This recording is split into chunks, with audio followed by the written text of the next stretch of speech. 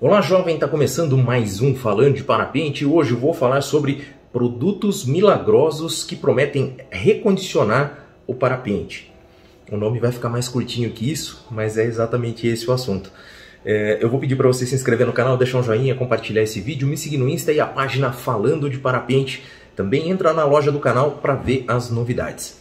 Vamos falar sobre esses produtos mágicos, né, que prometem recondicionar o parapente, refazer a questão da porosidade, se isso funciona ou não funciona, tem fundamento ou não. Existem vários produtos, se você procurar em sites internacionais, que prometem recondicionar o parapente, mas nenhum deles promete restaurar o parapente para que ele volte, tenha novamente a porosidade, né? a selagem, para que ele não fique poroso. Então, você vai ver alguns produtos anunciados por aí. Aqui no Brasil é mais difícil de encontrar, mais em site gringo que você vai achar, uns para alguma coisa, chama, que você teoricamente espirraria na vela, esfregaria ali e ela voltaria a ficar crocante, né? Ela voltaria a ficar condicionada. Então tem alguns produtos que prometem isso. Mas vamos já deixar claro que é o seguinte: de tempos em tempos aparece esse tipo de produto e também aparece a ideia de alguém genial de falar assim, pô, vou aplicar uma resina na minha vela condenada para fazer voar novamente, né? E aí tem resina à base d'água, resina à base de um monte de coisa, o pessoal inventa um monte de coisa. Inclusive, vou relembrar aqui o José Budrevicus, que fez o parapente caseiro. Se você não viu esse vídeo no canal, tá aqui o card. Entra lá para você ver que fez um parapente caseiro, né?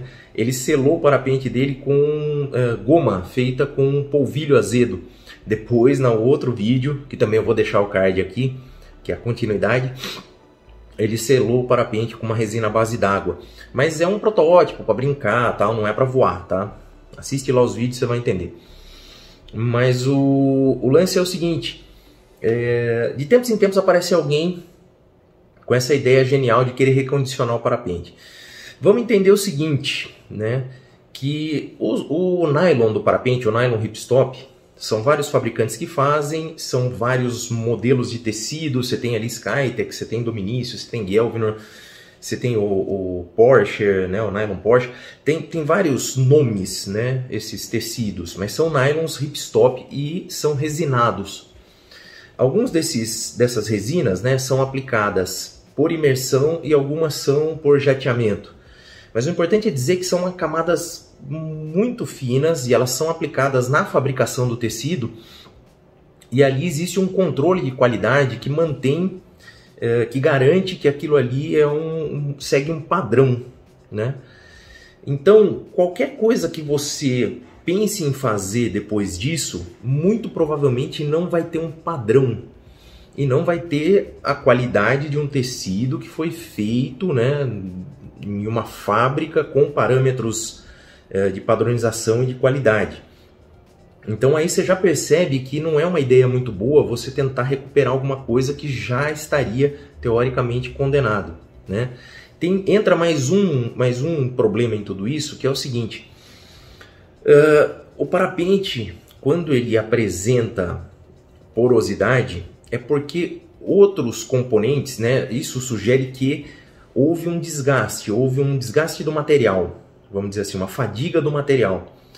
Então, o que faz a gente acreditar que não só a porosidade está indo embora, como a resistência do tecido pode estar indo embora, como a resistência das linhas. Então, no parapente, esses materiais eles desgastam meio que padrão, meio que junto. Claro, na maioria das vezes a porosidade acaba indo primeiro, porque acaba arrastando no chão, né? Tem várias abrasões ali que acabam causando a porosidade. Mas não é raro de você ver um parapente que está ali no limite da porosidade e também a resistência do tecido não está legal. Você sabe que, se você já acompanhou algum vídeo com relação à revisão, você sabe que existe um teste que é feito, chama Betsometer, né? É uma balança, na realidade, com um preguinho, com um alfinete. O que eles fazem? Eles pegam uma porção do tecido, botam o preguinho ali naquele quadradinho do tecido e puxam essa balança. Ela tem que dar no mínimo 600 gramas e não pode correr essa agulha além daquele quadradinho. Ela só pode parar naquele quadradinho. Se ela correr, passar de um quadradinho com menos de 600 gramas, né, ou 600 gramas, até 600 gramas, esse tecido estaria praticamente condenado. Então, quer dizer, além da porosidade, tem outros fatores que podem condenar um parapente, né? Dizer que você passar um produto nele e ele vai voltar a ter porosidade, que o parapente vai estar legal, não acontece, entende? Então é raro um parapente, por algum motivo, tenha sofrido uma abrasão e toda a estrutura dele está boa, menos a porosidade, né? É muito raro acontecer isso, e se acontecer, né, tem meios de repente você checar qual é a célula que sofreu essa abrasão. Por exemplo, pegou, caiu o equipamento de cima do carro, arrastou no chão e aí uma célula ficou prejudicada, tá toda, como é que se diz, gasta, e aí talvez substituir uma célula nesse caso. Mas aí é caso muito específico. Então, a gente imaginar que a gente consegue recuperar uma vela usando alguns produtos é um erro tremendo, né? E entender como é que é esse desgaste com o tempo é também fundamental para que você tenha isso na sua cabeça, né? Se você teve já essa brilhante ideia de repente falar, pô, e se eu passasse uma resina aqui com pincel ou com spray, será que funcionaria? É o que eu te disse, vai ter esse problema do desgaste, né? E vai ter também a falta de padrão na aplicação, né? Fora de parâmetros fabris que garantiriam que esse produto estaria 100%, entende? Então, olha, sem contar que fazer isso você altera as características, né, do parapente. Então, supondo que você teve essa brilhante ideia, pegou lá e aplicou alguma coisa em cima da sua vela, você mudou a característica da sua vela e você não vai poder esperar dela o mesmo comportamento do que ela foi homologado, entende? Então não é uma grande ideia, né, você fazer isso. O conjunto todo ele tem um desgaste com relação a tecido, com relação à linha, que tem que ser respeitado, né? Com a alta do dólar agora, existe uma tendência, né, de as pessoas terem menos acesso a equipamentos novos. Existe uma tendência a você ter mais equipamentos à venda ou sendo usados até o limite, né, do bom uso desse equipamento. E provavelmente vai ter uma pressão de gente querendo reavivar seu parapente para poder passar para frente. Então a dica é tomar cuidado com esses equipamentos quando você for comprar. Eu já fiz um vídeo aqui sobre cuidados que você deve tomar quando você vai comprar o equipamento, mas rapidamente, né, ver a procedência do equipamento, ver se tem laudo, ligar para essa oficina para ver se esse laudo está ok, está válido, está em dia, se não é um laudo falsificado. Prestar atenção se não foi trocado célula desse parapente para fazer uma média, né, da porosidade, porque como é que se diz? No laudo é feita uma média, né? Então o parapente, ele está com 200 de porosidade na média, mas você vai ver lá tem várias células com 20, 30, 40, e aí tem uma com 600 que foi trocada, entende?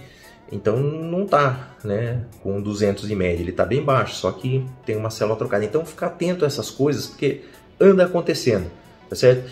E se alguém falar para você que descobriu um produto milagroso que você passa na vela e ela fica novinha, crocante de novo e que deixa de ficar porosa, desconfie também. Porque, como eu te falei, o desgaste ele anda todo em conjunto, né? Tanto a resistência da linha, quanto a resistência do tecido, quanto a porosidade. Então tome muito cuidado na hora de adquirir um equipamento e também não caia nessa de tentar reavivar. Como eu já falei uma vez também, o parapente é um bem que você vai comprar e você vai usar, ele vai gastar, tenha isso na sua cabeça, né? Em último caso, quando o parapente está condenado realmente, você ainda consegue comercializar esse parapente, com escolas de voo, por exemplo, para treino solo, ou para pessoas que querem ter uma vela, por exemplo, para voar, e ter uma vela para ficar brincando no chão, para ficar batendo no chão, já que não vai querer botar a vela dele nova para ficar batendo no chão, brincar de treino solo. Então, se ainda tem uma sobrevida nessa vela, você consegue ainda tirar um dinheirinho nessa vela vendendo para treino solo, mas deixe muito claro isso, né, que esse parapente é condenado, porque tem muita gente que está entrando no esporte e não sabe, né, não tem essa consciência do que é equipamento bom, equipamento ruim, e se esse equipamento ruim seu, né, que você vendeu para treino solo, cair na mão de uma pessoa inescrupulosa, ela pode vender como bom para outra pessoa, entende? E aí é um problema em cadeia, né? O ideal até, se acontecer, algumas oficinas, quando elas condenam o parapente, elas escrevem no parapente, condenado, entende? Aliás, todas deviam fazer isso, né? E se a oficina que você fez a revisão não fez isso, escreve você, sabe, uma caneta piloto ali, ou uma caneta permanente, escreve condenado na vela para que ninguém compre esse equipamento, né, e use para voo. Use sim para treino solo, tá certo? E não existe milagre, tá? Vamos entrar nesse acordo aqui. Não existe produto milagroso que vá recondicionar um parapente, fazer ele voar novamente, tá certo? Não vai devolver as características que o parapente tinha no começo. Beleza? Combinado isso então? Se você gostou desse vídeo, por favor, se inscreve no canal, dá um joinha, compartilha ele, tá bom, com os amigos.